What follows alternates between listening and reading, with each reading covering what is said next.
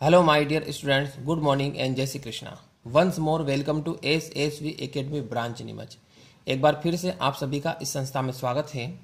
BSc third year physics paper first unit second चल रही है, लेक्चर नंबर 2 है, यूनिट सेकेंड का लेक्चर नंबर 2।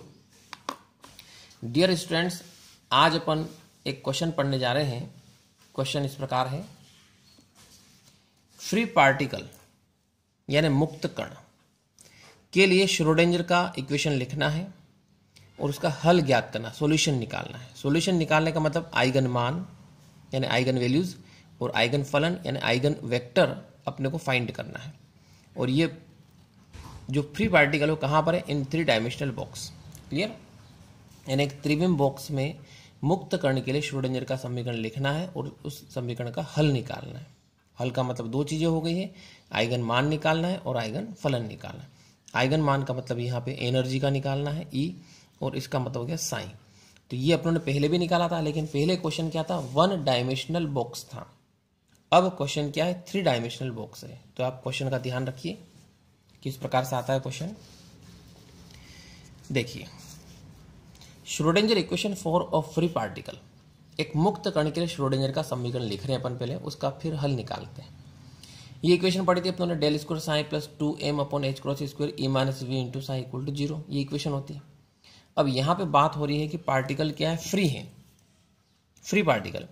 तो फ्री पार्टिकल पर क्या होता है कि कोई भी फोर्स एक्ट नहीं होता है। तो फोर्स एक्ट नहीं होता है, फोर्स अप्लाई नहीं होता है, तो पोटेंशियल एनर्जी वी जो होती है वो क्या होती है? 0 होती है। स्थितिज ऊर्जा बोलते हैं इसको, ये क्या होती है? 0 होती है। तो यहाँ पर हम लिखेंगे फ्री पार्टिकल कोई फोर्स एक्ट नहीं होता है, यानी मुक्त कण पर कोई भी बल कार्य नहीं करता है। ठीक? तो पोटेंशियल यानी विभव is not dependent on position, यानी जो विभव रहेगा वो पोजीशन एंड स्थिति पर डिपेंड नहीं करेगा, निर्भर नहीं करेगा। तो इसका मतलब 0 होगा। तो यहाँ से पोटेंशियल V यानी विभव V बराबर क्या कर दिया? 0। ये 0 यहाँ पे अपन रख देंगे। ठीक? तो यहाँ से आपकी इक्वेशन बन गई है, del square psi plus twice m upon H cross square और ई साई इक्वल टू 0। अब ये श्रोडिंगर का इक्वेशन हो गया है। इसका सॉल्यूशन निकालना है। देखो सॉल्यूशन कैसे निकालते हैं। पहले लिख दिया, this is the Schrodinger equation for a free particle. Solution, solution निकालने के लिए अपन एक मानते हैं इसमें कि कंसिडर अ सिंगल पार्टिकल, एक अकेला कण है जिसका द्रव्यमान कितना है? स्मॉल m है, इनक्लोज्ड इन 3 डायमेंशनल बॉक्स, यानी एक त्रिविम बॉक्स के अंदर स्थित है। तो इट्स साइड्स, इसकी भुजाएं क्या है? ए बी और सी है, और ये भुजाएं एक्स वाई जेड अक्षों के अनुदिश है। ठीक है? यानी ए एक्स अक्ष के अनुदिश हो गई, बी वाई अक्ष के अनुदिश हो गई और सी जेड अक्ष के अनुदिश अपनों ने मान ली है। ठीक? तो अपन ये जो ऊपर वाला इक्वेशन है 2, इसको किस प्रकार से लिख सकते हैं? देखो, इसको एक्स वाई जेड में लिखना है, यानी कार्तीय निर्देशांक में लिखना है। तो इस प्रकार से लिख सकते हैं, above equation can be written as, यहाँ पे डेल स्क्वायर साइन, इसकी जगह ये लिख सकते हैं अपन del square psi upon del x square, del square psi upon del Y square, del square psi upon del Z square, ये इसकी जगह लिख दिया, फर्स्ट टर्म की जगह लिख दिया, बाकी सेकंड टर्म अपनी जगह ऐसा कैसा है। Is that clear? तो ये 3 डायमेंशनल में श्रोडिंगर की इक्वेशन हो गई है। अब इसका सॉल्यूशन अपने को निकालना है। अब इसका सॉल्यूशन कैसे निकालेंगे? देखिए, पर मान लेते हैं, ये पहले एक डायग्राम भी समझ लीजिए। ये डायग्राम है एक्स वाई जेड, ये एक्स के रेस्पेक्ट ए, वाई के रेस्पेक्ट बी और जेड के रेस्पेक्ट साइड्स क्या होगी? भुजाएं क्या होगी? सी होगी। क्लियर? एक पार्टिकल बता दिया अपने, एम फ्री है, फ्री है तो इस पर कोई फोर्स एक्ट करेगा ही नहीं, तो ये अपनी मर्जी पड़े वहां पे जा सकता है, स्वतंत्र है। यानी कहने का मतलब पार्टिकल क्या हो गया? यहाँ पे स्वतंत्र हो गया। अब इसका सॉल्यूशन अपन ये मान लेते हैं कि let the solution of above equation is psi equal to x x Y Y और जेड जेड, ये सब अपने मान लिया। एक्स एक्स का मतलब ये होगा, ये एक्स एक्स का फलन है, ये ओनली वाई का फलन है, ये ओनली जेड का फलन है। क्लियर? तो इसमें ऐसा बता सकते हैं, ओनली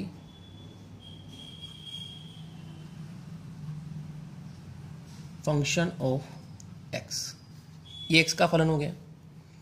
तो ये क्या है? ओनली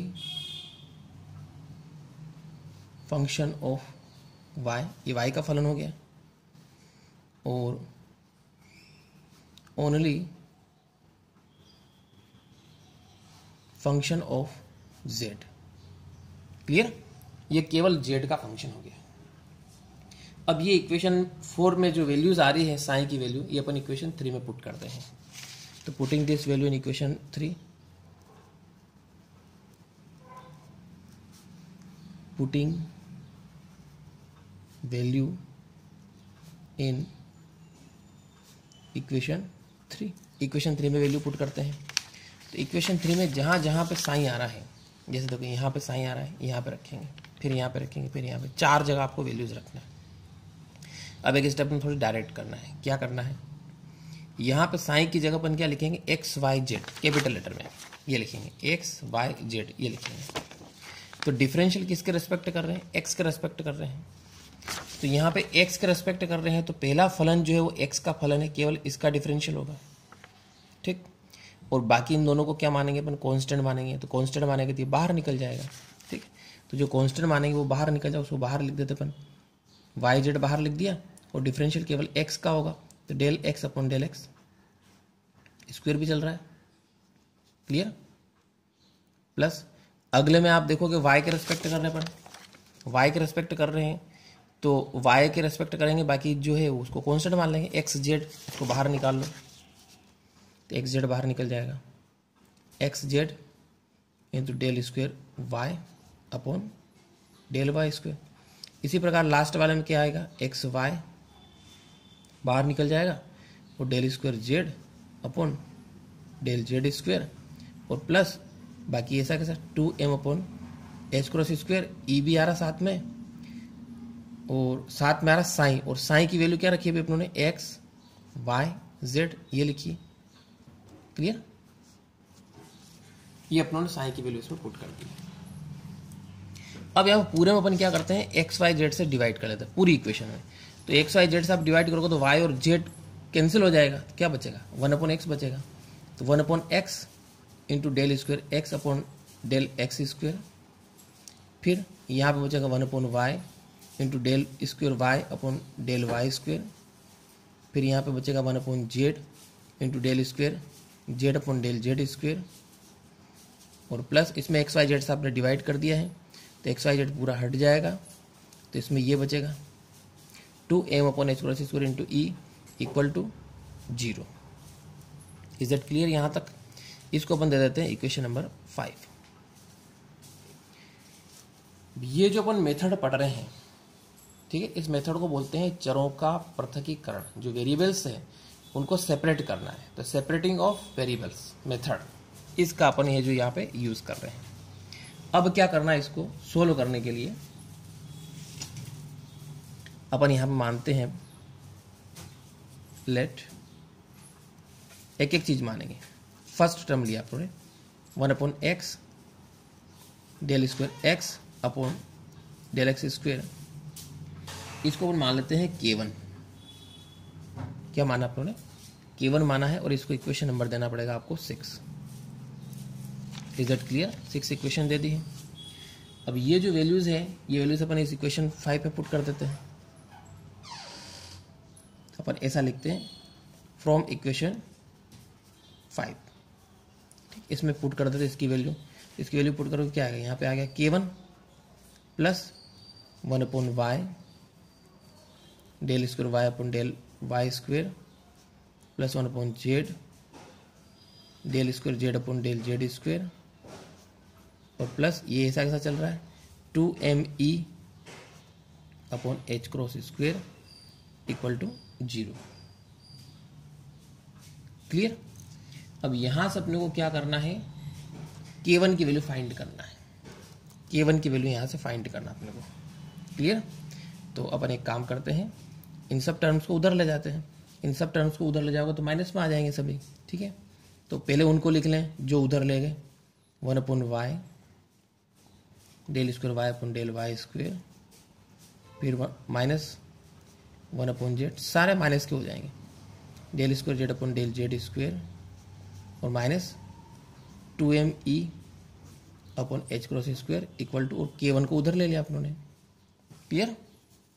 यानी इन टर्म्स को जब उधर लेंगे, उधर ले जाएंगे लेकिन लिखेंगे इधर, तो उधर ले जाने पे तीनों माइनस के हो गए और K1 बचेगा प्लस का। इसको इक्वेशन दे देते अपन 7। वापिस जैसे पहले अपनों ने क्या माना था, पहले अपनों ने ये माना था, क्लियर, K1। अब के बाद सेकेंड वाला मानेंगे अपन, इसको मानेंगे। तो अगेन लेट, ऐसे आपको 3 बार मानना पड़ेगा, ठीक है। तो फिर से अपन मानते हैं तो क्या आएगा, 1/y into del square Y upon del Y square, ठीक है। माइनस नहीं लेना आप, इक्वल टू क्या मान लिया, K2 मान लिया, और इक्वेशन नंबर इसको दे देते 7 मान लिया। इसको ऐसे लिख देते अपन, क्लोज कर देते बॉक्स में ये, ठीक। अब ये मान अपन वापस इक्वेशन 7 में रख दें, तो फ्रॉम इक्वेशन 7। देखो क्वेश्चन बहुत इजी है लेकिन थोड़ा सा बड़ा जाएगा। इसमें अपन वैल्यूज पुट करते हैं, तो यहाँ पे क्या लिखना अपने को, K2 लिखेंगे, माइनस का आ जाएगा, तो minus K2 minus 1/z into del square Z upon del Z square minus 2m upon h cross square equal to K1। अब इस K2 को उधर ले लो, K2 को उधर लोगे तो क्या आएगा, 1/z del square Z upon del Z square minus 2m upon h cross square, और K2 को उधर लोगे तो प्लस हो जाएगा, तो K1 प्लस K2 ऐसा आ जाएगा। इसको इक्वेशन नंबर देते हैं अपन 8। अब वंस मोर, एक बार और अपने को मानना है, again let,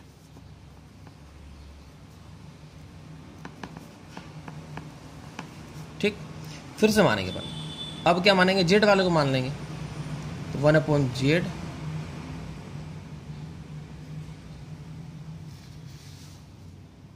yes 1/z del square Z upon del Z square equal to K3 मान लिया आप लोगों ने, क्लियर। इनक्लोज कर देते इसको अपन, जो मान रहे हैं उसको अपने को इनक्लोज कर दिया। इक्वेशन नंबर हो गई 9।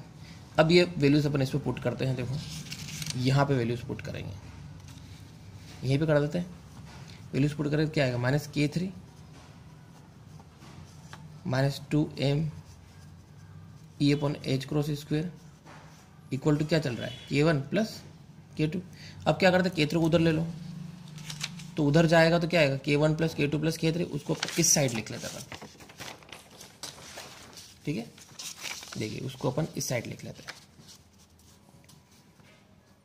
यहां से निकल गया आपके K1 plus K2 plus K3 equal to minus 2m upon h cross square, इस टाइप से आ जाएगा, क्लियर। इक्वेशन नंबर कौन सी आ जाएगी, 10 आ जाएगी।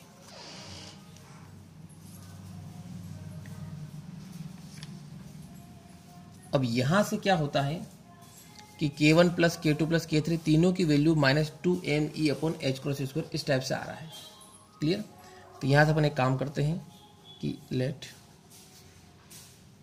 K1 को इसी प्रकार से मानते हैं, क्योंकि तीनों की वैल्यू यही आ रही है, 2m upon h cross square. एक काम करते हैं ex ले लेते हैं, तो ये K1 हो गया, फिर K2 निकालेंगे, माइनस 2m y हो जाएगा इसमें,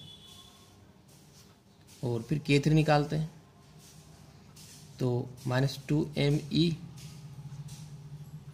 z हो जाएगा h क्रॉस स्क्वायर, क्लियर। इन तीनों को कंबाइन इक्वेशन मानते हैं अपन 11, क्लियर। अब यहां से अपने एनर्जी का फार्मूला निकल सकता है, ठीक है। तो एनर्जी का फार्मूला कैसे निकलेगा, from 10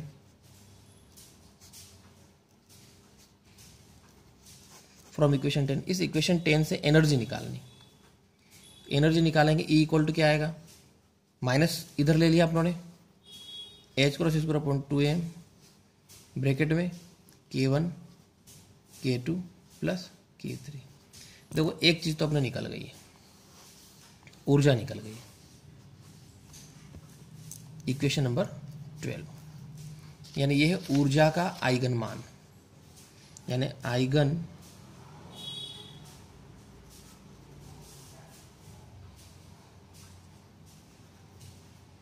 eigen values of energy. ठीक, यानी ऊर्जा का आइगन मान।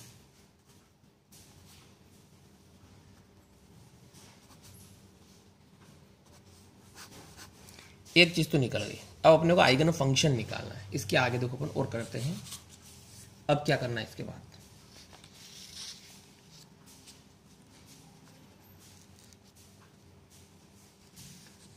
यहां तक कर लेने के बाद अपने को क्या करना है, ये जो इक्वेशंस थी, ये फर्स्ट वाली इक्वेशन,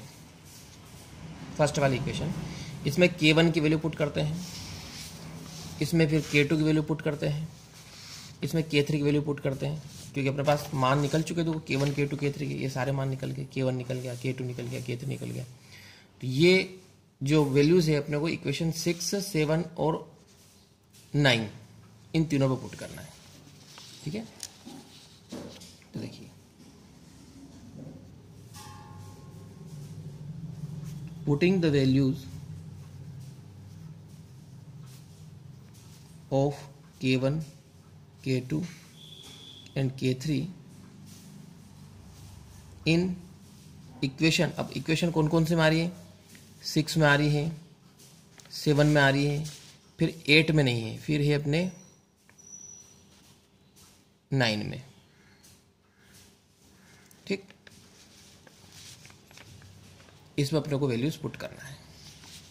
तो देखो फर्स्ट में इक्वेशन 6, ये वाली इक्वेशन 6 है। इस इक्वेशन 6 में यहाँ पे k1 की जगह वैल्यू पुट करेंगे। k1 की वैल्यू कितनी है, देखो ये वाली, ये वैल्यू पुट करना है आपको k1 की। क्लियर, देखिए k1 की वैल्यू पुट करते हैं तो क्या आएगा, 1/x del square x upon del x square equal to, ये इसकी वैल्यू पुट की अपनों ने, तो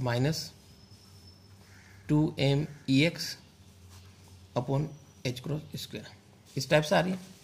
अब यहाँ पे देखो इसको इस प्रकार लिखते हैं, x का मल्टीप्लाई इधर कर देंगे और इसको भी इधर ले आएंगे वापस, तो del square x upon del x square plus हो जाएगा twice m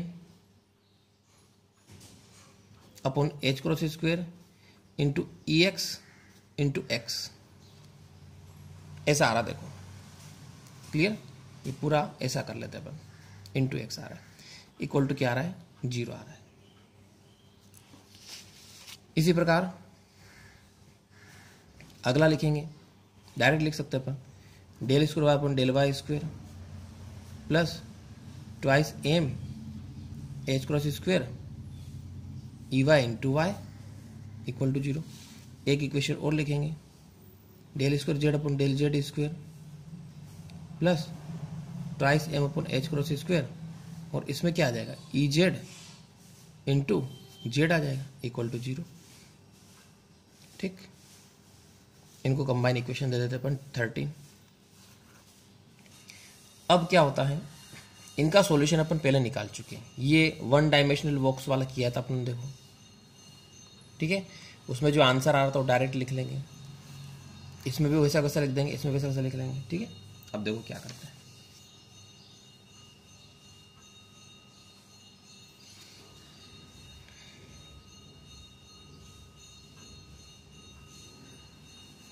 we know that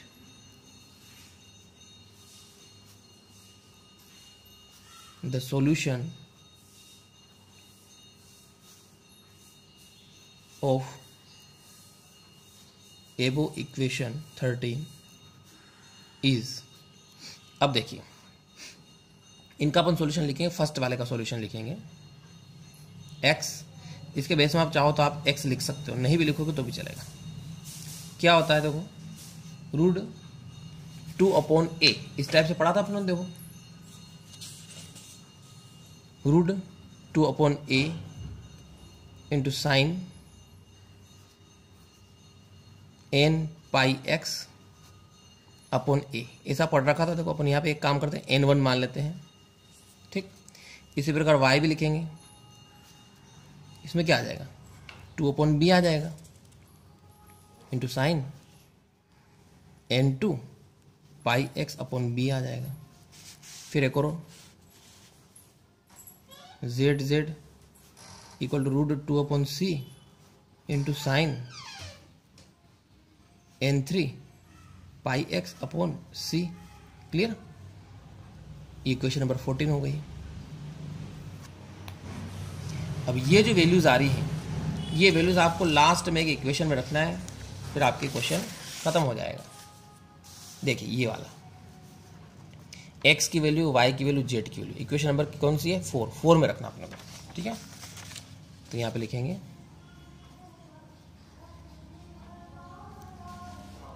putting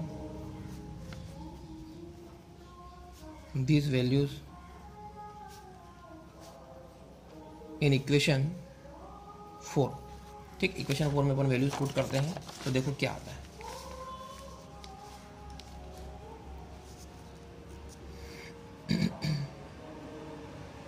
Sai equal to x x, Y Y और जेड जेड। क्लियर? इसमें वैल्यूज पुट करना है।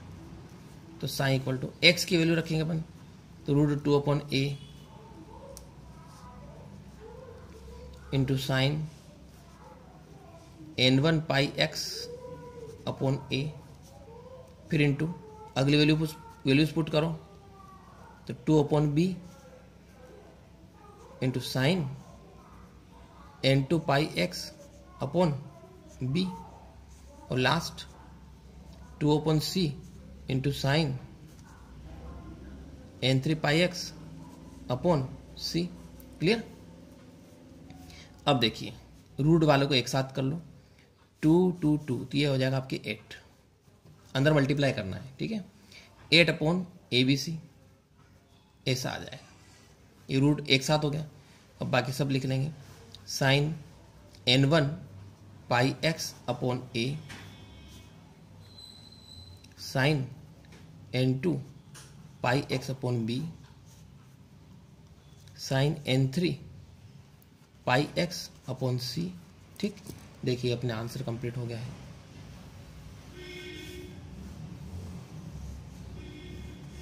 ठीक है, इसको इक्वेशन दे देंगे अपन। इक्वेशन नंबर कौन सी आएगी? देखो 15, इक्वेशन 15 आ गई। इसको अपन क्या कहते हैं? इसको बोलते हैं आइगन फंक्शन।